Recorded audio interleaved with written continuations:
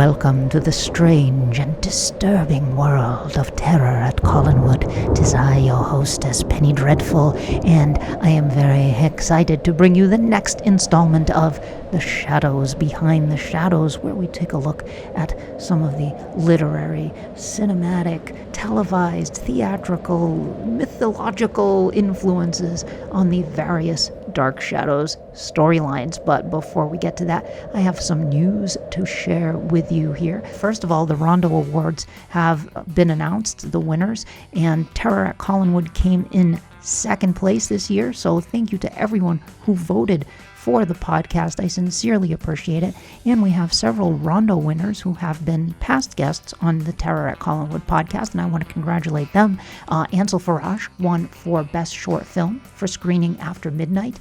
And speaking of which, the new season of Theater Fantastique is coming out this summer, so keep an eye out for that. Also, congratulations to Jeff Thompson for his induction into the Monster Kid Hall of Fame.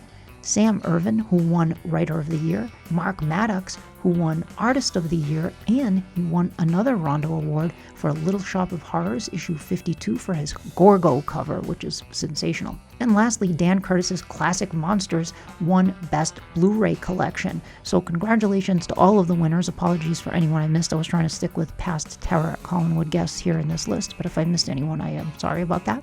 Now, continuing on, more news here. Coming on July 7th on Amazon, there's an exclusive Steelbook 4K coming out in the US from Shutt Studios of the 2012 Dark Shadows film, directed by Tim Burton and starring Johnny Depp. UCLA 60th Anniversary Dark Shadows screening event at the UCLA Hammer Museum is happening on June 27th at 7:30 p.m. and admission is free.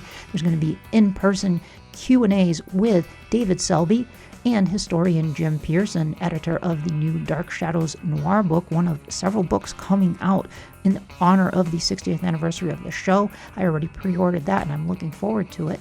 The book signing with Jim will be happening before the screening. Also, 3 Dark Shadows episodes will be shown, plus additional material. So if you can make it to that sounds really cool.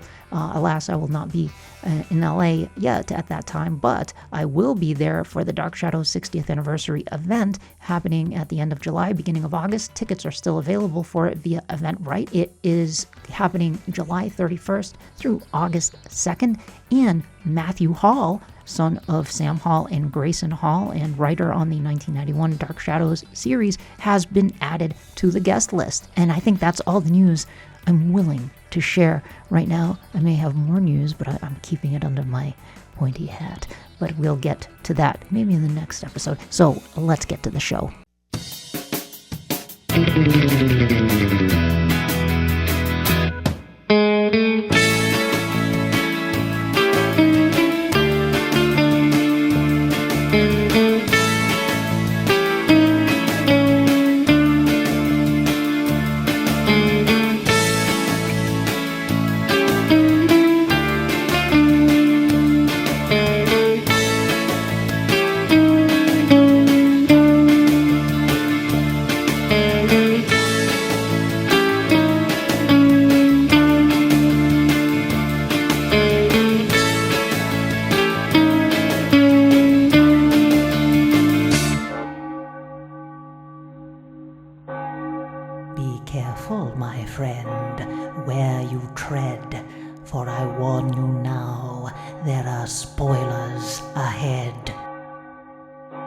Welcome to part 3 of The Shadows Behind the Shadows. So, as we know, Dark Shadows borrowed heavily from a variety of sources. I'd say like 90% of them were Gothic horror and Gothic romance. Tales of the supernatural, tales of the grotesque and arabesque, as Edgar Allan Poe might say. Lots of different spooky stories that were used, but not all of them were horror stories or Gothic romance stories. Not all of them were. They pulled from a variety of different sources. And I encourage you to seek these sources out, to read these books and stories, and to watch the films as well. There's some great film adaptations of some of the things I'm going to be talking about here too. Dark Shadows, part of its DNA was cribbing from all of these stories. To fully capture the feel of Dark Shadows, I think you have to continue pulling from literature and cinema and theater that Dark Shadows pulled from. But anyway, like I said, some of the sources that Dark Shadows used in its storylines were not horror stories or were not gothic romance novels. For example, let's look at 1897, and let's just kick things off with 1897. The whole premise with the 4 siblings and Grandmama Edith's will and Judith coming out on top there is inspired by The Little Foxes. It's not a direct lift, but it's pretty clear that that's what it is. The Little Foxes is a 1939 play by Lillian Hellman, and there's a 1941 film directed by William Wyler and starring Bette Davis. And in Little Foxes, we meet the prosperous, despotic Hubbard family. Ben, who is possessive and scheming, Oscar, who's cruel and arrogant, Oscar's son Leo, who's weak and unprincipled, and Regina, who is wickedly clever, and they're each trying to outwit the other. The Little Foxes heavily revolves around a will and the manipulation of inheritance. The plot centers on Regina Giddens and her brothers who want money to build a cotton mill, leading to conflict over her dying husband Horace's money and his intention to change his will. Regina Giddens outsmarts her brothers through a combination of ruthless manipulation, calculated patience, and blackmail, ultimately securing the lion's share of their business deal while leaving them empty-handed. So, I mean, we can see the Judith, Edward, Quentin, and Carl dynamic happening here with Grandmama Edith's will. Also, interestingly, the character of Edward was originally going to be named Oscar. You must intercede with Oscar, if you remember from the Quentin's Ghost storyline. That was originally going to be Edward's name, was Oscar. So, which I'm guessing they pulled from the Little Foxes since they were going to do that storyline. So, an interesting one there. But as we move on, we're going to see a lot more of the spooky stuff. For example, the Telltale Heart, which we see in the heartbeat that tortures Quentin Collins in episode 710. In the episode, Quentin searches for the sound of the heartbeat, following it to Edith Collins' casket, where he sees her with her eyes open and smiling at him. This is inspired by The Telltale Heart, which is an 1843 short story by Edgar Allan Poe about an unnamed narrator who insists on his sanity while describing the murder of an old man, driven mad by the man's pale blue vulture eye. The narrator meticulously plans and commits the crime, dismembering the body and hiding it under the floorboards, but is ultimately driven to confess by the sound of what he believes is the victim's heart beating beneath the floor, a sound he imagines the police officers can also hear. So clearly they did not take the whole plot of the Telltale Heart and adapt it, but they took that element of the Telltale Heart and used it. The writers and Dan Curtis, a lot of times they won't take the story and adapt it beat for beat, or, you know, they'll just take they'll pull elements out of it and use it. So in this case, that's what they did. Whereas when they did the Cask of Amontillado with Reverend Trask, that was a lot more on the nose in terms of a reimagined version of the Cask of Amontillado for the Dark Shadows universe. Moving on, we see Jane Eyre again. Jane Eyre returns here in the form of Rachel Drummond. Jane Eyre, again, 1847 Gothic romance by Charlotte Bronte. The principled orphaned governess who comes to Collinwood in this instance is Rachel Drummond, who is the Jane Eyre of the storyline. And in this take, we also get Rochester's mad wife, Bertha Mason, locked in a room, who here is Jenny Collins. Very direct lift from Jane Eyre. The Quentin zombie. So this is interesting because there isn't one specific story that they're adapting for the Quentin zombie storyline, but it's clear where they're pulling that inspiration from. Caribbean zombie lore was first popularized in The Magic Island by William Seabrook and is seen in films like White Zombie, starring Bela Lugosi, Val Lewton's I Walked with a Zombie, and the Hammer film Plague of the Zombies. The Magic Island was first published in 1929 and offers first-hand accounts of Haitian voodoo and witchcraft rituals. In The Magic Island, zombies are depicted as tragic, soulless, and mindless creatures created through Haitian voodoo sorcery to serve as forced labor. Seabrook describes them as dead bodies taken from the grave, reanimated to work as mindless slaves in fields or factories. And the first film to show the voodoo zombies controlled by a sorcerer or a bokor was White Zombie, the Bela Lugosi film. This is the classic zombie, right? And that's what they were using for Quentin. I do have a little bit of a chip on my shoulder when it comes to Night of the Living Dead, much as I think George Romero was fantastic, and I do acknowledge it as a classic film. But I feel a little resentment because I feel like those flesh-eating type zombies which were never meant to be zombies. They became synonymous with zombies in popular culture, though now that's what people think of a lot when they think of zombies. But that's not really what a zombie is. It's just kind of overwritten the original zombies. And that was going back to the Tim Burton Dark Shadows, this was my fear at the time, that if that film had been a huge hit, it could have potentially overwritten what Dark Shadows is, much as zombies have. I'm not going to say that the original style zombies have disappeared. You do see them crop up from time to time. I know one of the seasons in American Horror Story had old school zombies in it, and you saw them through the 70s too, like with Sugar Hill, for example. But they started to kind of fade away and become replaced by the Romero flesh-eating zombies. And in Dark Shadows, we see the old school zombies that are just these undead creatures that typically are controlled by someone else. We see them later on controlled by Jeb, and we see them later again controlled by Gerard, other zombies. And the Quentin zombie is directly that sort of Caribbean voodoo dead body that's raised from the grave and controlled by Angelique in this instance. And Barnabas calls out due to his experience visiting Martinique in the Caribbean. He knows about that stuff. Now, Ansel Farage also pointed out a very interesting thing that had not occurred to me, but is so clear. The Cabinet of Dr. Caligari, 1920 German expressionist horror film. Cesare from The Cabinet of Dr. Caligari.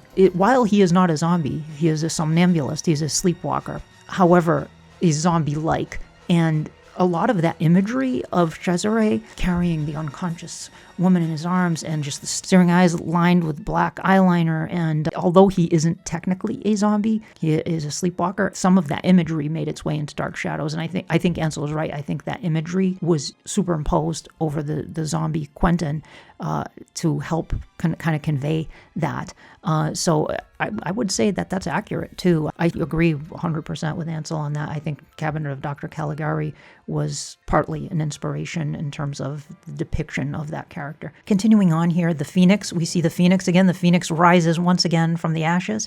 And the Phoenix mythology, H. Rider Haggard's She, which I talked about before. Plus now we have Egyptian mythology thrown into the mix this time, with Ra being invoked and Set even. So there's some Egyptian mythology mixed in with the Phoenix mythology, as well as H. Rider Haggard's She. I talked about how, when Laura ages in the flames, as she's calling to the children, it's very much parallels She, the 1930s film especially. It's very similar vibe there.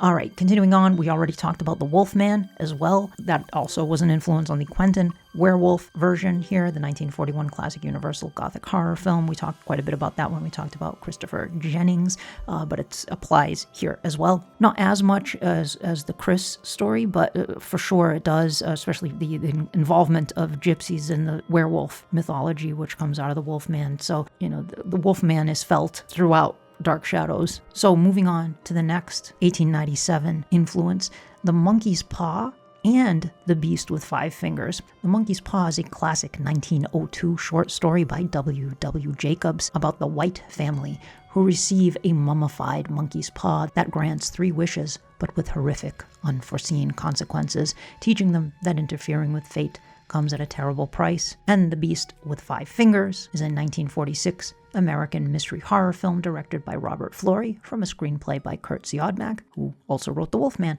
and many other films, and starring Peter Lorre, based on the 1919 short story of the same name by W.F. Harvey. It's a gothic horror noir film about a wheelchair-bound pianist, Francis Ingram, whose disembodied left hand seemingly haunts his Italian manor after his death. Following his death, greedy relatives and staff are terrorized by the hand, which appears to be acting out a vengeful supernatural plot to kill. Well, clearly, I'm talking about the hand of Count Patofi. I think they merged the monkey's paw with the beast with 5 fingers because, the monkey's paw grants you wishes. It does things for you at a price. It extracts a terrible toll, much like Count Patofi's hand. It'll help you out, but a lot of times it's going to be to your detriment, ultimately. That hand will grant you some wishes. It'll do some good things for you, but it may disfigure you as well, for example. But the hand also can move around. I mean, in Beast with 5 Fingers, it sort of crawls around, but Patofi's hand kind of just floats around, that's what they could do with the special effects. It sort of floats around, and and will attack you. So it moves, unlike the monkey's paw. The monkey's paw does not move around on its own. Maybe it does. Maybe if we wait long enough, we'll see if the monkey's paw moves. But I think primarily the monkey's paw is a definite influence. But I'm pretty sure the beast with 5 fingers was kind of hybridized with the monkey's paw there. Speaking of Count Petofi, this is interesting. At least 3 sources come to mind for Count Petofi. The one that's most often cited is Count Saint Germain. Several sources indicate that the character of Count Petofi was inspired by the historical 18th century alchemist and adventurer, the Count Saint Germain, who was rumored to have discovered the secret to immortality. Sightings of the Count persisted well into the 20th century. Known as the Wonder Man who never aged, he allegedly possessed the secrets of eternal youth and transmuting metals. Now, I can see sort of the alchemist aspect, I suppose, and Petofi was very old, but I don't know if he was immortal because he aged. His body was old. He was broken down. And yes, he did prolong his life longer than a mere mortal would. I think he was over 100 years old. I mean, this clearly was kept alive via magic, etc. But was he immortal? So it's mentioned all the time. I don't remember if it was ever verified by any of the writers involved with the show that Count Saint Germain was the influence. Maybe it was. Maybe Violet Wells created Count Petofi. That was actually her idea, and I don't know. I know there's an interview with her. I'll have to reread it to see if she actually confirmed that, but or maybe she mentioned it when I think she went to one festival. Maybe she mentioned, but honestly, it may be Count Saint Germain, and I've seen it so many times that it might be just something that's become accepted as the inspiration for Count Petofi, and maybe it probably is. It probably is one of the ingredients in the mix. I don't think it's the only ingredient in the mix, and in fact, I think it's one of the weaker connections in the mix. There are 2 others that jump out at me, and this one I've also heard mentioned quite a bit, which is the Maltese Falcon from 1941. And I think that's probably where I should have started with that. And that's where goes for Aristide too. We're looking at Sidney Greenstreet as Caspar Gutman and Peter Lorre as Joel Cairo. Caspar Gutman and Joel Cairo were key antagonists in Dashiell Hammett's 1929 novel and in the 1941 film The Maltese Falcon. Working together to locate a jeweled statuette, Gutman, the fat man, is the mastermind, while Cairo is a perfumed, dangerous henchman, both seeking the artifact at any cost. In any episode of this podcast that mentions Peter Lorre more than once, it's got to be a good episode. It's got to be a good one. Gotta love Peter Lorre. But yeah, I mean, I think I've seen that one mentioned less than Count Saint Germain, but I think it's pretty clear that Sidney Greenstreet and Peter Lorre and the Maltese Falcon served as kind of a foundational element for not the supernatural aspects of Count Petofi, perhaps, but a bit of that dynamic there. And then the other one, I remember reading about this years ago, and I think it was in the Dark Shadows forums that someone posted this, and I found this quite fascinating and rather compelling, and I'm guessing Violet Wells picked up on this at some point. Count Jan Potocki, spelled Potocki, was an 18th and 19th century Polish nobleman, ethnologist, linguist, traveler, and author of the Enlightenment period, whose life and exploits made him a celebrated figure in Poland. He is known chiefly for his picturesque novel, The Manuscript Found in Saragossa. Fascinated by the occult, Count Potocki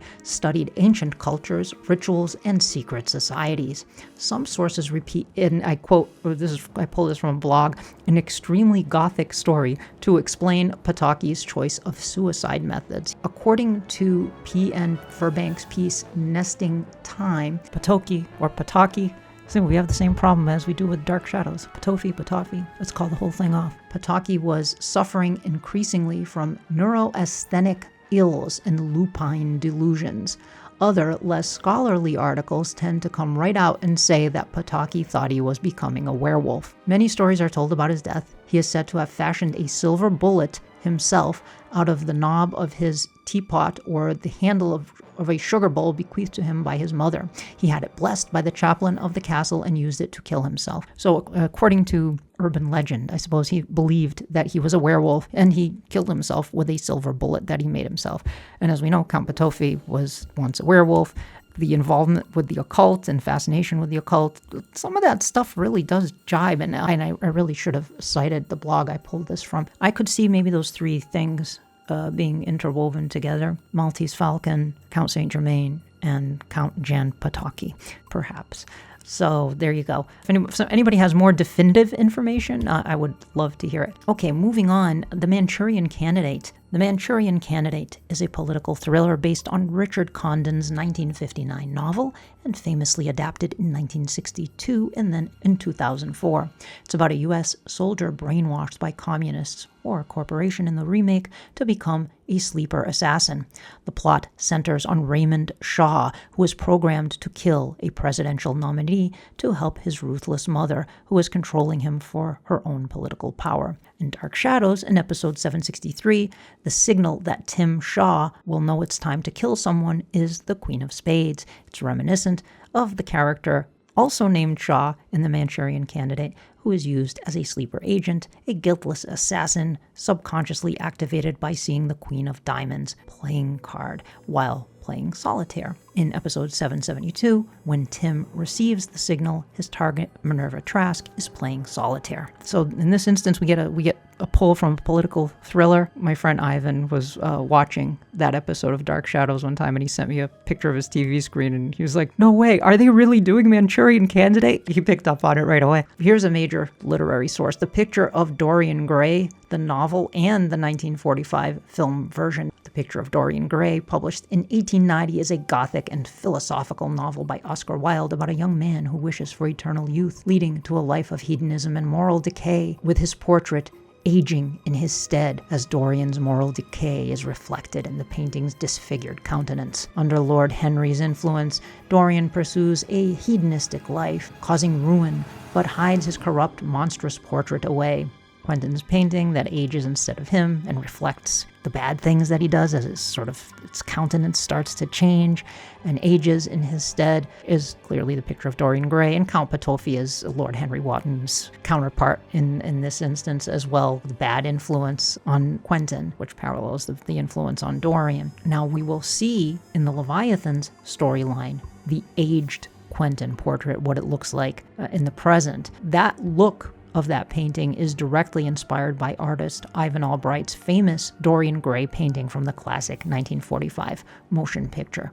Still in 1897 here, it's the longest storyline of the show and has the most ingredients in the mix. They peppered it with all kinds of stuff. Nicholas Nickleby, not a horror story per se, or a gothic romance story. Nicholas Nickleby is a Charles Dickens novel published as a serial from 1838 to 1839. It's about a young man who, after his father's death, must support his mother and sister, leading him to confront cruelty and injustice in Victorian England, particularly at the brutal Dotheboys Hall boarding school run by the cruel Wackford Squeers, who abuses and starves his pupils. Nicholas befriends Smike, a mistreated servant boy, but flees after violently defending Smike from Squeers. The pair escape to London, aided by the sympathetic John Browdy.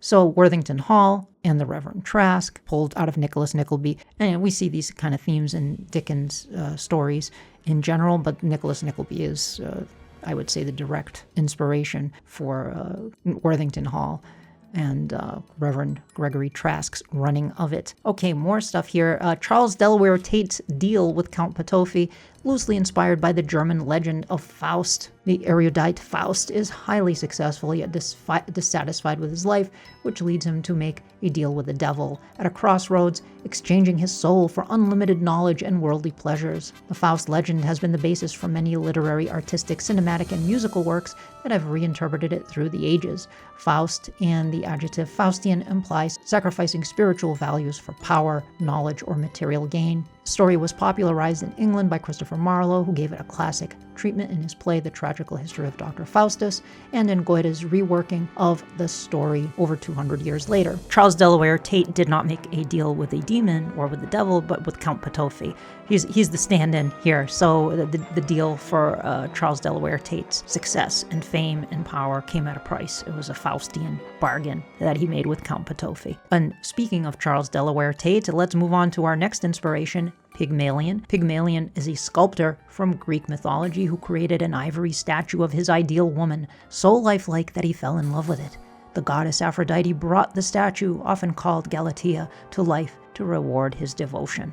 So Amanda Harris is Galatea in this situation. Charles Delaware Tate is Pygmalion. So very Pygmalion vibes to the Charles Delaware Tate painting Amanda Harris and her coming to life. Pit and the Pendulum, talking about well-known ones.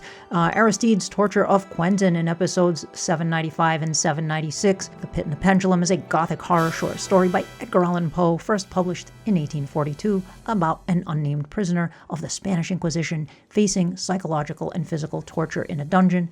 The narrator endures a series of ingenious tortures, including a vast pit, a swinging pendulum, and a razor blade, and walls that close in, threatening to crush him, until he is rescued at the last moment by French revolutionary forces.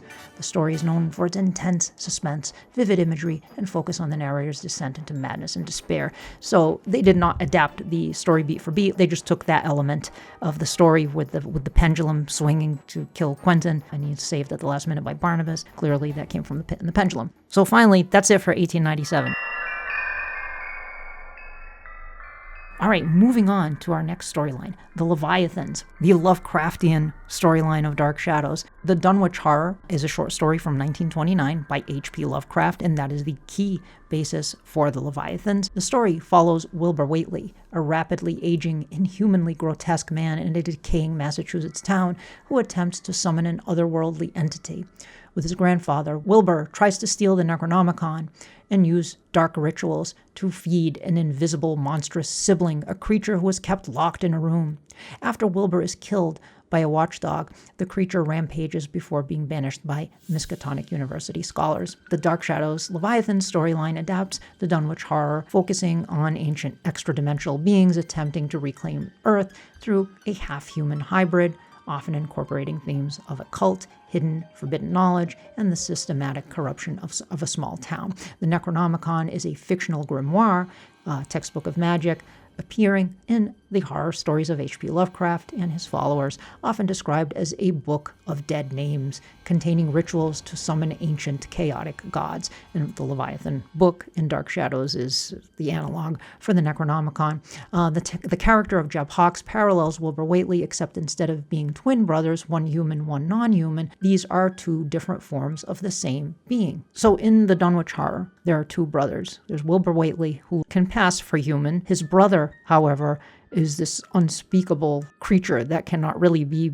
seen, this creature that's locked in a room. In Dark Shadows, they merged those two into one. So Jeb Hawkes is both Wilbur Whately and the brother merged into one. So when he turns into the Leviathan monster and he's in the room, he goes back, he can shift back and forth, they merge the two. Some other similarities, both stories feature supreme evil entities that existed long before humanity. In the Dunwich Horror, there are the old ones, Yog Sothoth, while Dark Shadows introduces them as the Leviathans. Also, much like Jeb's Hawkes, Wilbur Whately ages rapidly. He grows up quickly, just like Jeb did. So the Dunwich Horror is the key influence here, and it's possible that there's another influence here as well from H.P. Lovecraft, which is The Haunter of the Dark, published in 1936, short horror story by Lovecraft about Robert Blake, an occult-obsessed writer in Providence who becomes obsessed with a sinister abandoned church. Inside, he awakens an ancient avatar of Nyarlathotep, unleashing a light-sensitive entity that causes his terrified death during a storm. In that story, we see the Shining Trapezohedron, which is a fictional otherworldly artifact from Lovecraft's story. It's housed in a curious yellow metal box. The crystal acts as a window to other dimensions and summons the avatar of Nyarlathotep, requiring the box to be closed to stop the summoning. So the Leviathan box may have been inspired by the box that houses the Shining Trapezohedron in The Haunter of the Dark, the box that contains the Shining Trapezohedron. It's possible that they got this from The Haunter of the Dark. It seems like Lovecraft was on the mind, but also Robert E. Howard, and I'm going to get to that in a second. And I wonder if when Curtis handed them that book, when he got that book of stories, and he read the Dunwich Horror, I wonder if it also had The Haunter of the Dark in it, but I also wonder if it had some Robert E. Howard stories in it too, which I'm going to get to in just a minute here.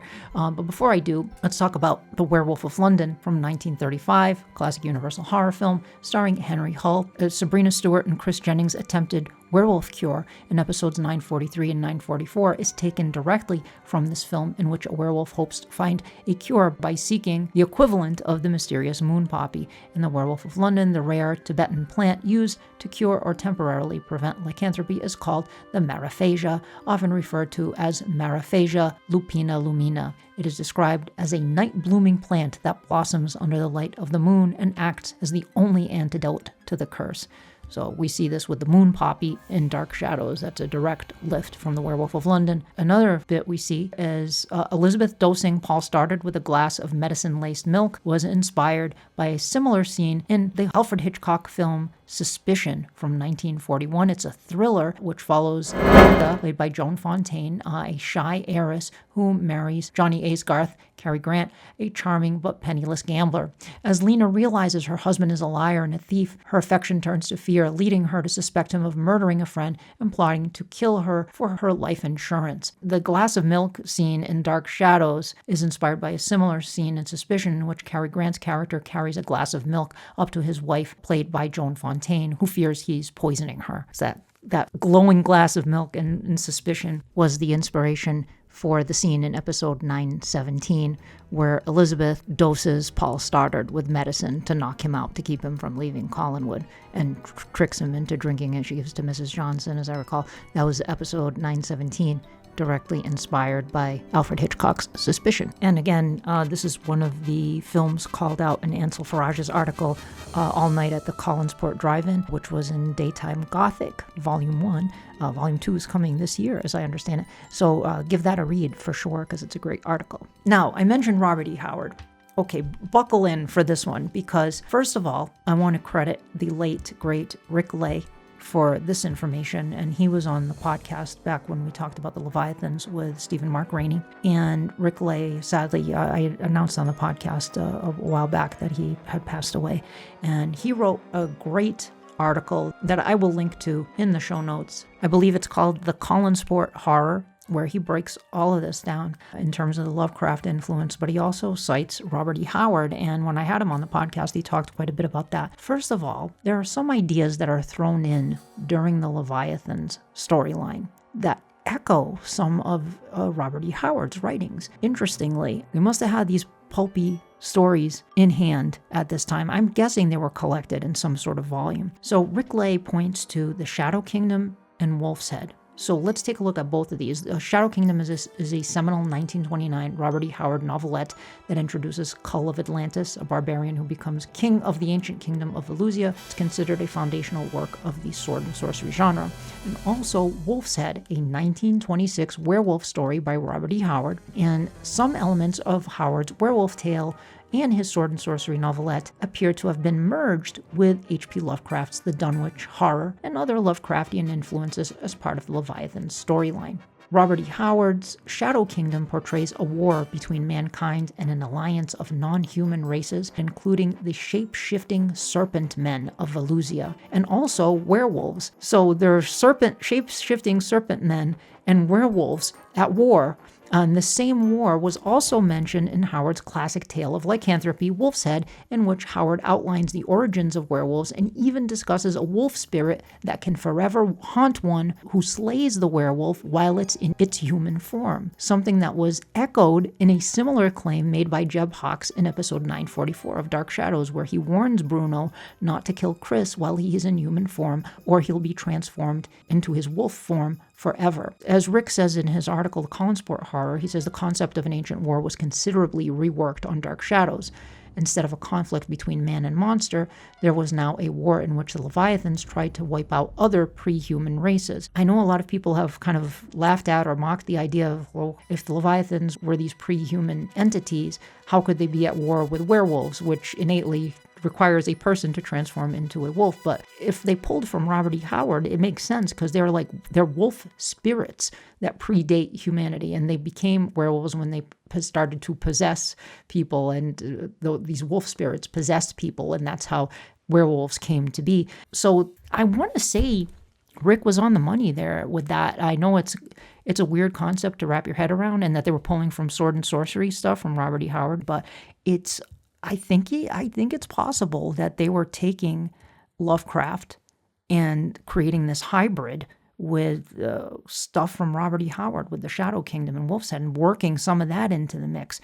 and the other Lovecraft stuff too, like The Haunter of the Dark. Maybe Rick was overthinking it, but it's compelling enough for me to mention it here. I think he was onto something with that, and I would love to find out if there was a book that came out like before late 1969, maybe like somewhere in the 60s or the late 50s or something, that compiled those particular Lovecraft stories and Robert E. Howard stories. Like, I wonder if there was a specific book that Dan Curtis had told the writers, hey, go read this book, and they read the other stories too, and they started pulling stuff from the other stories in the anthology maybe. So that's kind of what I'm thinking. Anyway, interesting stuff. I'm curious to hear what people think about that. I'm not super familiar with Kull the Conqueror. I have read some Conan, Robert E. Howard's Conan. I did read some of the Conan stories. So moving on, the shadow that pursues Jeb Hawks. That is a hybrid of Casting the Runes, 1911 short story by M.R. James, and especially its film adaptation, Night of the Demon, aka Curse of the Demon, which was the U.S. title, released in 1957,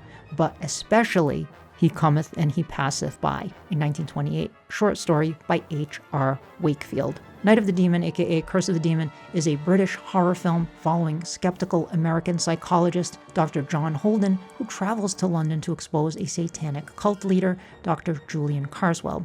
After Carswell places a death curse on him, Holden must abandon his rationalism to survive, racing to return a cursed parchment before a demonic entity kills him. He Cometh and He Passeth By is a supernatural horror story by H.R. Wakefield, following barrister Bellamy, who tries to protect his friend Franton from Oscar Clinton, an evil Crowley-like occultist. Clinton uses a malign, whispered phrase which acts as a paper sigil to summon a monstrous, unseen presence that brings death. So the relentless pursuit of the supernatural shadow, which can be redirected at another person by passing the paper cutout spell to them, echoes the idea in M.R. James's story in its 1957 film adaptation, Night of the Demon. Elements of James's story appear to have been merged with elements of H.R. Wakefield's He Cometh and He Passeth By, which itself was a story inspired by Casting the Runes. So Wakefield was inspired by M.R. James. So the creature in the Wakefield story manifests as an ever-growing, pursuing shadow, and its conjuration is initiated by the creation of a paper cutout. I think it's pretty clear. It's one that never gets mentioned. Amanda Desiree knew right off the bat when we were talking about it. She brought it up when we were talking. I brought up M.R. James and Casting the Runes, and she brought up He Cometh and He Passeth By, and we both felt both of those ideas were merged. So the pursuing shadow in Night of the Demon, it's a demon that pursues you. In He Cometh and He Passeth By, it's a shadow creature that pursues you. It's initiated by a paper cutout, but in Casting the Runes or Night of the Demon, you can pass it to another person, right? Which they did both of those things in Dark Shadows. So again, another hybrid. Sometimes they would take two ideas or more and merge them to create their own version of it, right? So the last thing during the Leviathan story that I want to talk about was a subplot that was happening between Quentin and Amanda, which is Orpheus and Eurydice. It's a foundational Greek myth of tragic love following the musician Orpheus as he attempts to retrieve his wife Eurydice from the underworld. After his music charms Hades into allowing her return, Orpheus loses her forever by breaking a promise not to look back at her until they reach the upper world. And we saw this happen in Dark Shadows with Mr. Best, aka Death, who gives them the opportunity to escape the underworld, and the same exact thing happens. So Quentin touches her, and he loses Amanda forever. We've seen mythology show up a few times in Dark Shadows. They're pulling from some myths, too. Cool stuff. 1970 parallel time, we go into a parallel universe. One of the first science fiction examples of a parallel universe is Murray Leinster's short story Sidewise in Time, published in 1934. Although Leinster's story was not the first example of a parallel universe, it is credited with popularizing the concept. And Star Trek did it in Mirror Mirror in season 2 of the show. Dark Shadows, there wasn't like a specific story that they took, as far as I know, to create the parallel time storyline. They just took that concept, right, and used it. Except in Dark Shadows, as is usually the case, it's presented through the lens of the supernatural or the occult. Like, they don't explain why that parallel universe exists. It's this mystical entrance to a parallel universe. It's not done through sci-fi means, right? It's probably the weird occult-fueled time travel that has weakened the barrier between dimensions here. But we don't know for sure why it exists, but there is a parallel time. And two major stories are used for parallel time. And we've seen this before in Dark Shadows, where they take two big stories and have them happening side by side. They did it with Victoria Winter's Arrival with Jane Eyre and Burke Devlin's Revenge with Count of Monte Cristo. They did it with Barnabas and the Elizabeth Blackmail plot with Jason Maguire. So they had Art Wallace's The House running concurrently with Dracula. We had Adam and the Dream Curse, so with Frankenstein, and then we had The Dreamers running concurrently. This time, we get two big ones that are kind of go without saying. Again, I mean, I'm going to say them, but they go without saying. Rebecca is a 1938 Gothic suspense novel by Daphne du Maurier about an unnamed young woman who impulsively marries wealthy widower Maxime de Winter, only to be haunted by the oppressive memory of his late first wife, Rebecca. Set largely at the grand English estate of Manderley, the narrator struggles with her insecurity and the sinister housekeeper, Mrs. Danvers, who is obsessed with the deceased Rebecca. And also the 1940 film adaptation, Rebecca, directed by Alfred Hitchcock, was also in the mix too, especially when they did that camera angle of the window with Mrs. Danvers and the second Mrs. De Winter. They used that in Dark Shadows too. But that whole plot line with Maggie Collins coming to the house with Quentin and Angelique basically dominating all the proceedings, Hoffman, the housekeepers, Mrs. Danvers. I'm not going to delve too deeply into this because I think everybody knows this. Much like the other story that's running concurrently, which is Alice in Wonderland. No, it's Dr. Jekyll and Mr. Hyde, The Strange Case of Dr. Jekyll and Mr. Hyde, which is a novella by Robert Louis Stevenson, published in 1886, but also the movies, particularly the Frederick March Jekyll and Hyde. Anyway, it's a Gothic novella by Robert Louis Stevenson about a London scientist, Dr. Henry Jekyll, who creates a potion to separate his good side from his evil impulses. These impulses manifest as Mr. Edward Hyde, a violent, evil, heinous, malevolent, deformed alter ego who gains strength over time, leading to both personalities' destruction. Dr. Cyrus Longworth, John Yeager. I don't think we need to go too deeply into this. It's obvious that that's Dr. Jekyll and Mr. Hyde. Something they used from Stevenson's novella that I really like is that you can sense the unnatural presence of Mr. Hyde when you are near him. Like he warps the very air that surrounds him because of the undiluted evil that you are being exposed to when you are near Hyde. And they use that in Dark Shadows. Like people would say when they're near John Yeager that something's wrong. Like you can feel the malevolence coming off of him. And I like that they carried that over into Dark Shadows.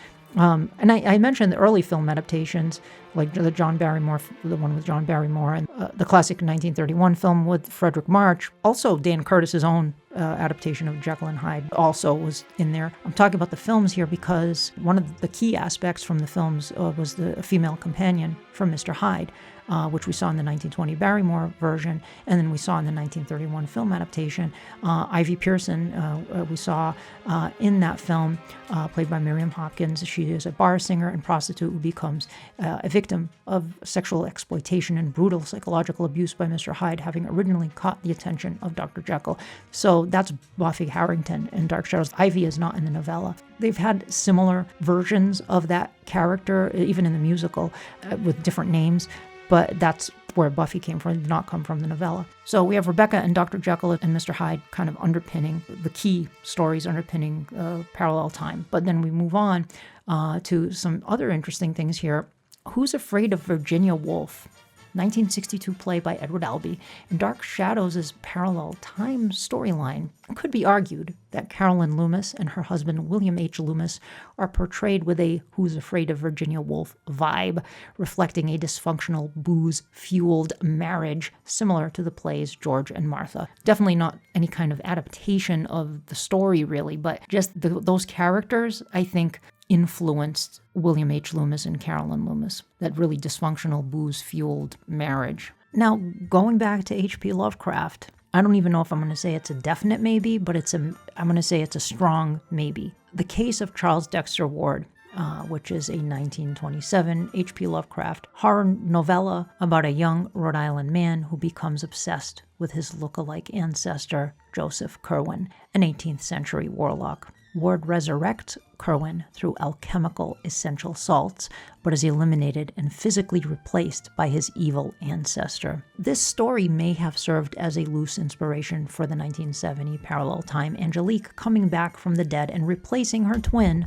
Alexis, In the story, Charles Dexter Ward resurrects his deceased ancestor, Joseph Curwen, who is an evil necromancer and resembles Charles enough to pass for him. Curwen subsequently murders and replaces his modern descendant, then resumes his evil activities. Curwen convinces onlookers that he is Charles, although his anachronistic mindset and behavior lead authorities to certify him insane and imprison him in an asylum. I think there's something to be said here.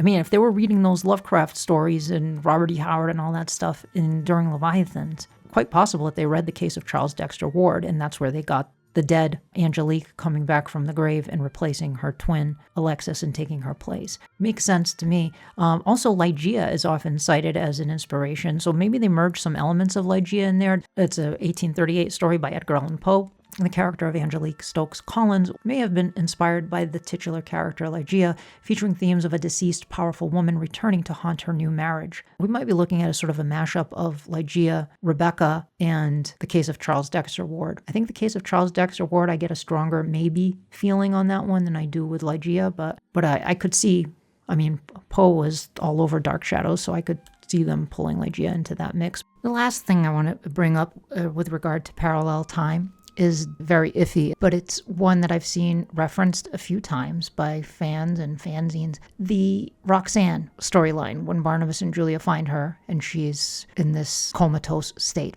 I've seen Sleeping Beauty cited as the source for that, the fairy tale Sleeping Beauty.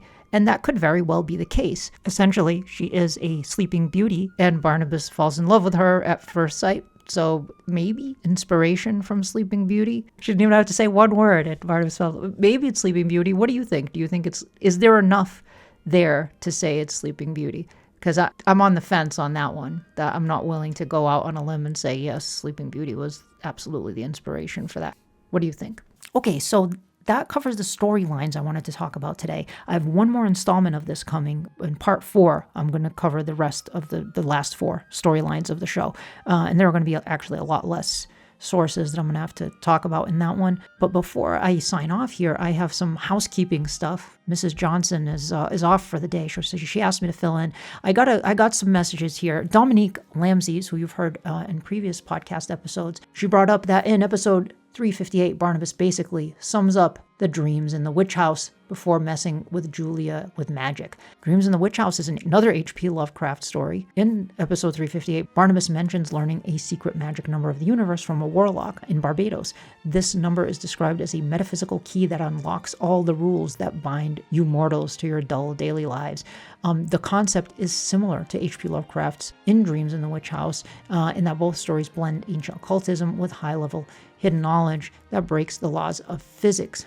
In Dark Shadows, the number is a magical formula to bypass reality's rules. Similarly, in Dreams in the Witch House, which Keziah Mason uses non-Euclidean calculus and advanced mathematics to create formulas that allow her to travel through space-time. So it's possible that Sam Hall or Dan Curtis had read Dreams in the Witch House at that point. I do agree it does give Dreams in the Witch House vibes, the secret magic number of the universe. It sounds a whole heck of a lot like non-Euclidean calculus to me. So maybe so. Steve Shutt, Gothic, Dear Gothic, has sent me emails over the years where we talk about this kind of stuff. And Steve brought up a variety of interesting things. So I'm going to read some of that to you here. Some potential inspirations that had not occurred to me. He says, I read the Jack Finney story originally published in 1959, The Love Letter, which seems to have been the source of episode 835 in the 1897 storyline when Barnabas leaves a letter for Julia inside a desk and that she finds in 1969, leading her to time travel back to save Barnabas. The love letter also seems to have inspired Richard Matheson's Somewhere in Time. And, incidentally, Dan Curtis directed an adaptation of The Love Letter in 1998. In another email, Steve talks about the 1960 Roger Vadim film Blood and Roses. He says there are a couple of elements from this film that showed up in DS.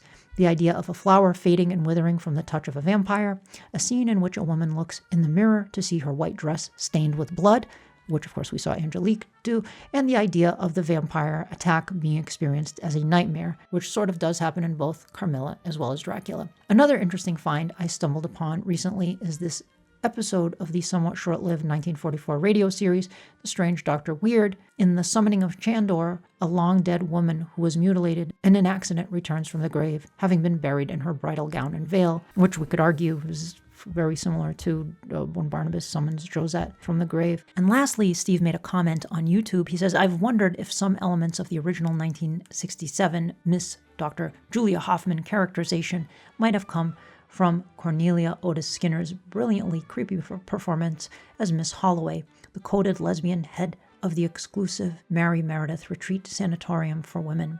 Really a shame that Cornelia Otis Skinner, primarily a stage actress, did not do more films because she was so good in this. Another possible source is the character of Miss Branding, obsessed chemistry teacher in the 1957 classic Blood of Dracula, sometimes playfully referred to as I Was a Teenage Vampire.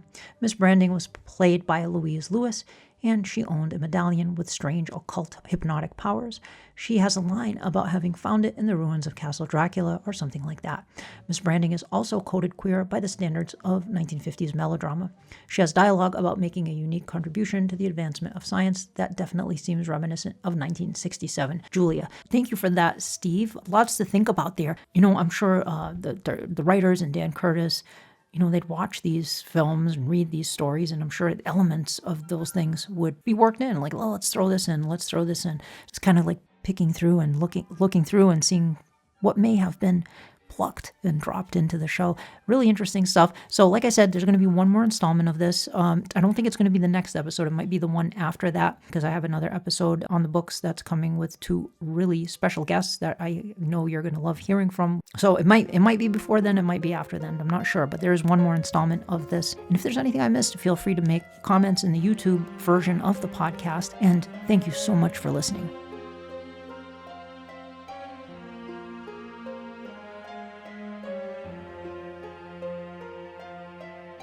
Terror at Collinwood is a Penny Dreadful production.